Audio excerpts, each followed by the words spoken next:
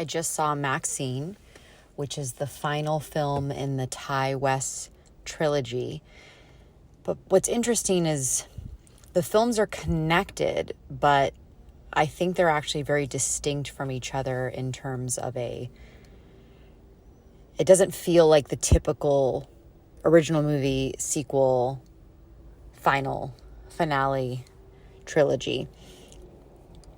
I really enjoyed this film. I am biased in the sense that anything that has to do with Hollywood, especially old-timey Hollywood or anything where Hollywood is in a different era than what it is now, and even if it is in the era that it is now, I have always been fascinated by that. I love that. What was really cool, especially if you've seen all of the Ty West films, those films being X, Pearl, and then now MaXXXine, they all felt very distinct, which is great. So if someone loved X, I don't know if they would like Pearl if they were expecting the same exact film. Same with if they loved Pearl and they were expecting the same exact film for MaXXXine, which I think is actually really great because unless you're just trying to do a sequel, garbage, expectable, predictable type film, which is usually what they do, you don't want to see the same film over and over. The first film of X felt much more like a suspense, horror, typical horror slasher film, but there was definitely elements of suspense of like the buildup of the old woman watching them. And then Pearl felt it was this slasher film, but it was, rooted in this classic old time. So it almost felt like a blend of Carrie meets any sort of origin film that you see for a superhero or a horror person. And anyway, and this film, what I really liked about MaXXXine was I liked that they didn't beat you over the head with the other two films, but they did have her character dealing with the past haunting her. So the past being the first film, X.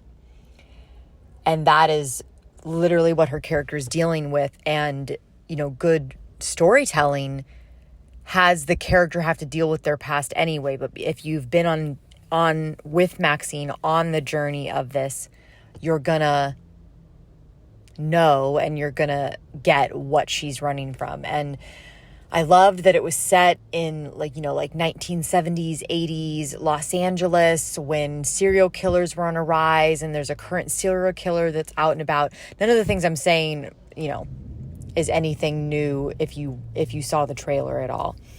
And I just love I loved that the film spoke to the ruthlessness and the kind of obsession-drivenness of people who just want to be famous. And even, the film starts off with a quote from Betty Davis of, and basically you have to become a monster before you can become a star. So, which I found just, very interesting. But yeah, I think I liked this one best out of all three of the films. And obviously, I have to keep in mind that the other films have informed this film. So they've built this like rich, complex, dynamic character that if I hadn't seen the other two, I don't know if that would have been present for me. But I think this film of all three of the Ty West films was the most cohesive and the most great for itself film, like great in itself, like by itself. Like if you look at just this film and the structure of this film and the character building and all the things that are happening and the pacing and the structure and all of that, it felt just really, really solid in that respect. And I just loved some of the like creepy, subtle things of, the way that she was interacted with by like the PA and the security guard of like, oh yeah, you are. Oh, I love your work. Like just this kind of like subtle misogyny that women deal with on a daily basis. But I think they were also speaking to women who are in the porn industry and women who are sex workers, and this kind of automatic assumption that you can interact with and treat women in a certain way, almost like they are some like object. So that was like really subtle, but I definitely noticed that. I love the elements of them being on the Universal Studios lot.